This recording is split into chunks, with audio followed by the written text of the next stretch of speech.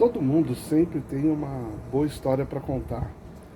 Acho que contar histórias é o que nos torna humanos, né?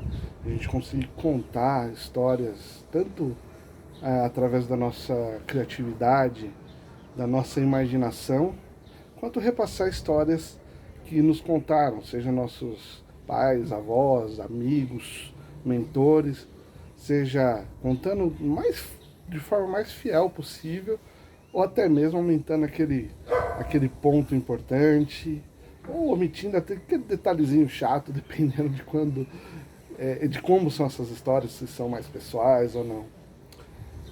E hoje, hoje não, né, desde que eu me tornei pai, eu comecei a contar histórias de outro jeito. Eu sou escritor, vocês sabem, já tenho diversos livros publicados, a saga Viking, Sete Tempos do Sangue, coletâneas, quadrinhos, contos em coletâneas, histórias em quadrinhos. E o jeito que eu encontrei de contar as minhas histórias sempre foi escrevendo, sempre foi criando as narrativas com as palavras, né, escritas. Mas depois que eu me tornei pai, eu comecei a exercitar um lado que eu nunca imaginei que eu conseguiria, que eu faria, que eu teria até certa habilidade, que é contar histórias para o meu filho, principalmente histórias que não estão no papel, inventando, brincando, deixando ele me ajudar agora que ele fala, né? Deixando ele me ajudar a desenvolver as histórias. E é bonito ver que a criança naturalmente é uma contadora de história. Você começa, era uma vez, aí já vem papai, tem um monstro, papai tem um coelho, papai tem um dragão, um cavalo, papai na lua. Antes de começar a história, na cabecinha deles já tem milhares e milhares e milhares de ideias acontecendo. E o bonito é deixar essa liberdade acontecer. E eu, esses dias, né? Esses dias não, essa manhã, na verdade, estava com o meu filho Leonardo e com a minha filhada Júlia. E eles têm uma idade muito próxima, né? A Juju nasceu em maio de 2018, e meu filho nasceu em outubro de 2018. Então a idade é muito próxima. E eles, como boas crianças, brincam junto, brigam junto, mas né, sempre estão com saudade um do outro. E hoje de manhã eu estava com eles, tava passando o dia com eles, né, a manhã com eles. Falei, bom, vamos contar uma historinha. E aí eu comecei a contar a historinha e eles foram me ajudando. Então os personagens principais foi o Léo Valente, que morava numa casinha na floresta, mas que tinha mar. Olha que interessante. E a Juju Lilás, que era uma princesa muito linda, mas era Mulher Maravilha e gostava de correr. E eles tinham um cavalo, o Bisnaguinha, que maravilha.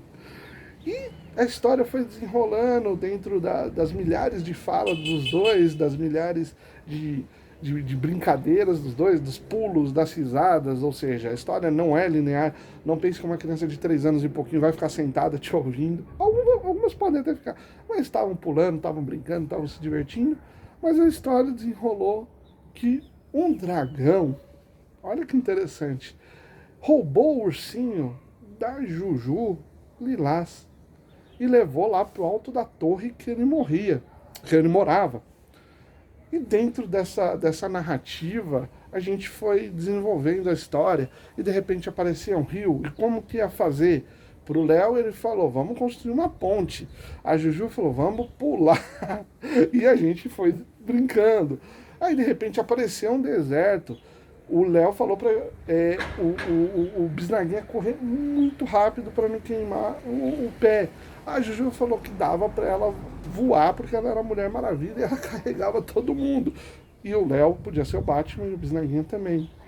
Apareceu mar, apareceu várias coisinhas que eles veem nos desenhos, no dia a dia dele, nas historinhas que eu mesmo conto, que a mãe da Juju, a Aline, a Estela, minha esposa, contam pra ele. Caía, né? Foi desenrolando a história. E o, o mais importante, o mais legal foi o desfecho.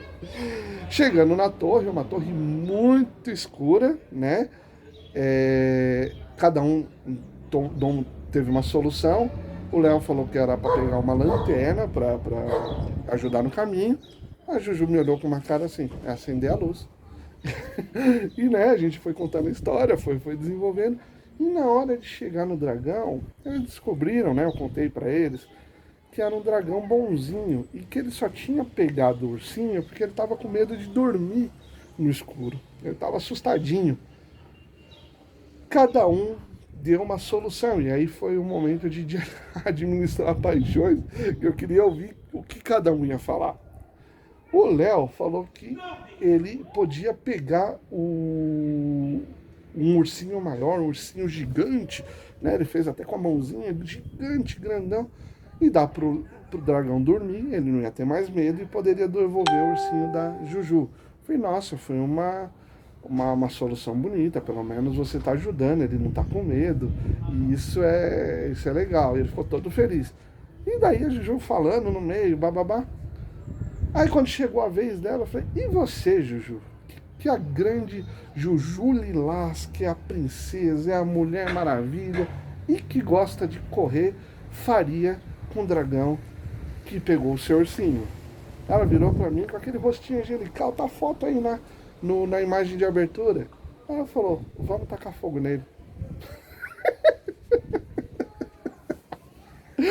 Olha só, gente, duas soluções, nenhuma tá certa, nenhuma tá errada, duas soluções criativas, de pura imaginação sobre o que, né, fazer com esse tal dragão que pegou um ursinho. E vocês sabem que todos os meus vídeos têm um porquê. Por que eu contei essa história para vocês? Porque, né, eu vejo muitos escritores, às vezes, principalmente no começo de carreira, e eu também tinha isso na minha cabeça, muito preocupado, vou para ser reconhecido, para ser um best-seller, para ter uma grande obra, eu preciso escrever um romance de 400, 500, 600 mil páginas.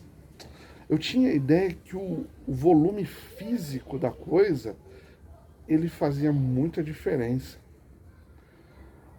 E hoje eu entendo que um conto bem escrito, aquele conto que te dá não vou nem falar um soco no estômago, um nocaute, ele tem tanto valor, mais valor que muitas das grandes obras que a gente vê em grande obra do tamanho de volume mesmo. Assim como um romance que se arrasta, ele perde o valor, assim como um conto apressado, ele perde o valor. Então, às vezes a gente se preocupa tanto com formatos, com métricas, com parâmetros que a gente deixa de fazer o que as crianças fazem, contar as histórias, as boas histórias. Lógico que até eu estava conversando isso na live de ontem com o André Zanchi Cordenonce, que quando a gente está com uma obra contratada, seja precisa ter X caracteres porque é um conto e vai entrar numa antologia, precisa ser um romance, tudo bem, aí não vem nesse ponto, não vem nessa questão. Mas quando a gente está sentando na nossa mesa e precisa criar uma história, às vezes a gente precisava deixar a história levar a gente. E ele contou um exemplo, até, se possível, assistam a live de ontem, ele contou um exemplo de um autor de Santa Maria, de Santa Maria não, do Rio Grande do Sul, brasiliano, que falou que vai contando a história. Daí depois ele vai ver se vai ser um conto, uma novela, um romance. E é isso, a gente tem que se preocupar muito menos com métricas, com tamanho, com formas, e não pode perder a essência de contar boas histórias. Às vezes a gente fica tão travado pensando em o que vai ser a